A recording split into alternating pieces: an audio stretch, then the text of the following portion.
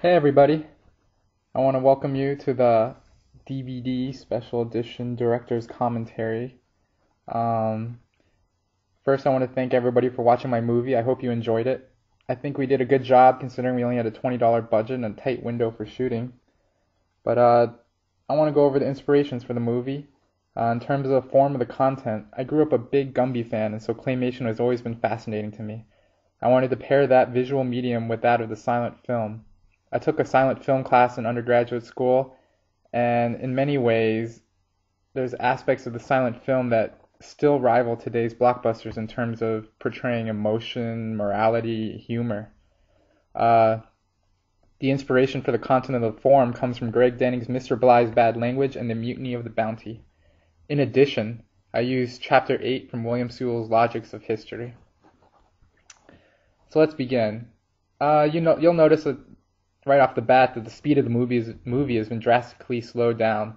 This is so that I can have some extra time to bore you with the behind-the-scenes intellectual reflections. This director's commentary DVD special is inspired by Greg Denning and the split of the story and the historical reflection that shows up in his book. Just as Denning's narrative story sections could be spliced together to form a perfectly good public history and a great story, I hope that my movie can stand by itself and be entertaining on its own without referring back to the historical backings that underlie the movie. So I want to talk about this scene right here, where we witness the intense emotions that the new test elicits. New structural dislocations cause uneasiness and can create moments of spontaneous creative action. In the movie, the Clay children lock their teachers out of the classroom. In Mr. Bly's Bad Language, it happens when Christian is fed up with the ambiguous language and power structure that Bly espouses. In a moment of intense emotion, Christian leads the mutiny on the Bounty. Sewell cites the French Revolution and the taking of the Bastille as a moment of creative action born out of a general sense of insecurity. I think our classroom situation clearly shows the power of emotion to incite transformative action. Hence, the students are exerting their collective will against the existing classroom power structure, dislocating it and playing a part in its rearticulation. Perhaps most interestingly, the creative action that is born from insecurity and emotion is highly unpredictable and makes events very unstable. The possible structural rearticulations that result from transformative events are seemingly impossible to predict or control. For example, in a rebellion, the historical actors seeking out structural rearticulation might have specific goals in mind and a desired form for the new power structure that has replaced the old one.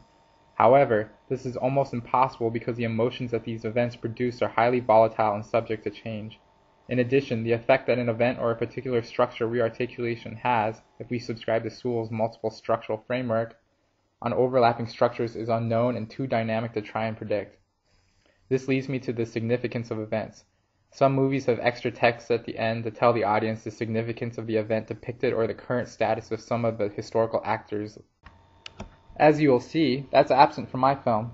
Since our classroom rebellion is a recent event, it lacks a post hoc temporal distance that would allow us to effectively treat it as a historical happening or event. As Denning says, historians make history of the past with the knowledge of the present in mind.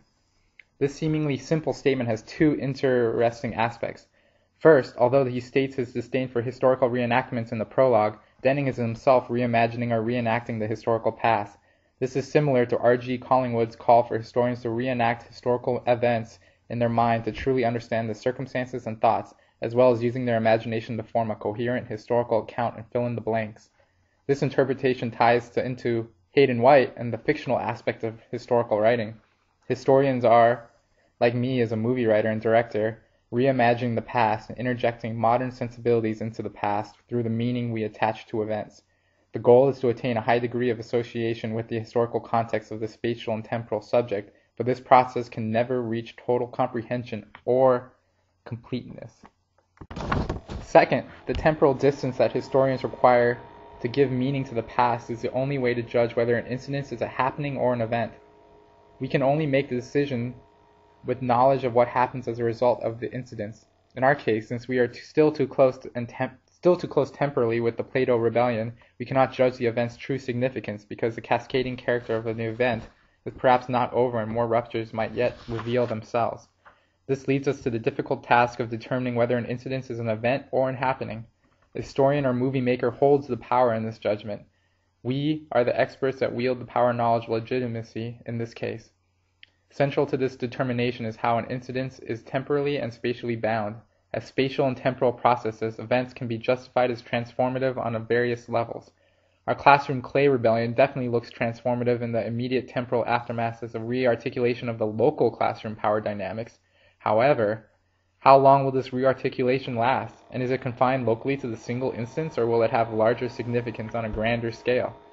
If we completely buy into Sewell, it seems that almost all events are in another sense based on different boundaries and in regards to different structures are mere happenings. Thus, whether an incident is an event is up to the storyteller. In the Plato Rebellion, the event is ultimately punctuated by a ritual exchange of handshakes. This simultaneously acknowledges the success of the mini-rebellion structure, but at the same time aligns the clay blocks to the ultimate source of power, Principle Black. Hangings are the means in which the events of both Sewell and Denning's narrative gain ritual punctuation, which was considered in our case, but we felt that any hangings, maimings, or decapitations might be too graphic for our audience, and we honestly thought the movie could make a little more money with a PG rating. Well, that's all, folks. And it looks like our movie's over, and so I want to thank everyone for watching our movie, and I hope you will catch our next one. Thanks.